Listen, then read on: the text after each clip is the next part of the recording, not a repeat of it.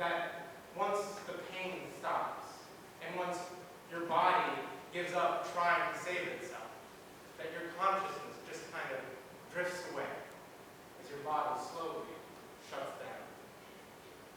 Somehow, Beck managed to pull himself from this state and stumble back onto the mountain, blindly looking for the tanks, which is where Anatoly found him and brought him back.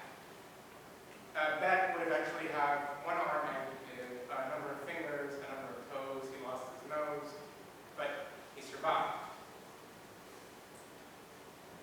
Between the hurricane-force winds that were hitting the mountain that evening and the minus 100-degree weather, it's a miracle that 11 of the 19 lost climbers actually did survive, and that was in large part thanks to people like Anatoly and a few other guys that helped them. About a year and a half after the Everest disaster, Anatoly was climbing Annapurna. Now, Anatoly was on his way to being one of the great climbers of his day. If you want to be a great climber, it's not just enough to climb all the highest peaks in the world.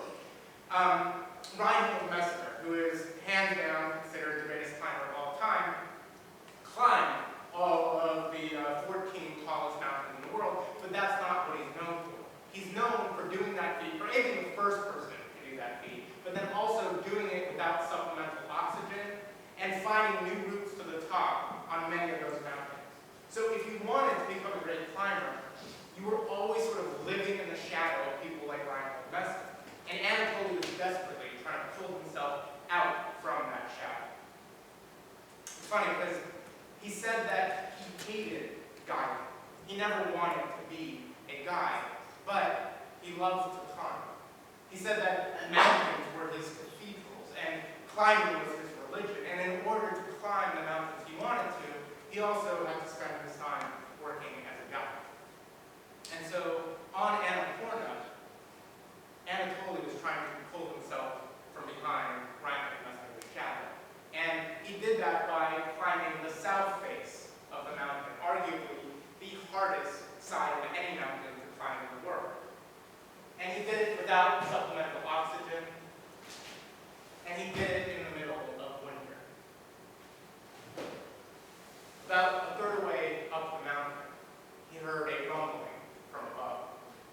A large piece of ice had broken off the mountain, causing an avalanche. And as the ice plummeted towards Anatoly, I can only wonder what was going through his thoughts. I mean, I imagine a great many things.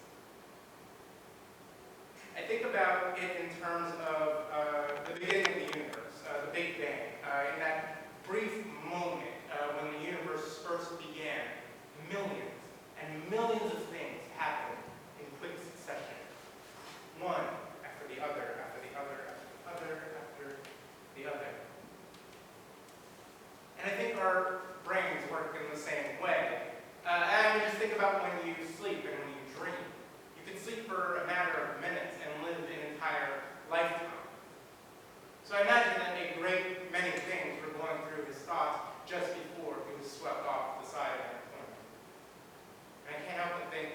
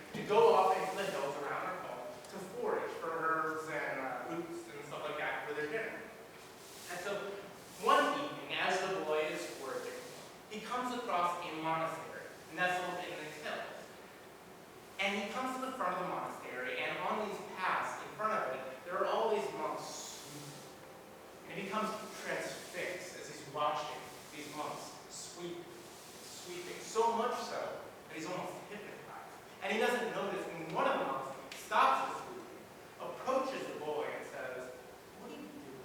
Look, the boy was taken aback. He did not like to be asked what he was doing. He didn't feel like he should have to justify his actions to anyone. So he threw the question back in the face of the monk and said, "What are you doing?" And the monk said, "Well, someone asked me to sweep, and so I'm sweeping. But really, I'm just killing time until later when I can go take a nap." Well, as the boy headed back to his home, he thought about what the monk had said, and it made a lot of sense to him, because he's always doing things that he doesn't want to do, and while he's doing them, he's never thinking about the past. He's always thinking about what he'd rather be doing. A few days later, the boy is back in the hills working for food. And again, he happens upon a monastery. And again, he gets transfixed watching the monks sweep. And again, he doesn't notice it when one of the monks breaks ranks, approaches him and says, "What are you doing?" And the boy again was taken aback because he didn't like to be asked what he was doing. And again, he threw the question in the monk's face and said, "What are you doing?" And the monk said, "Well, it's getting cold out.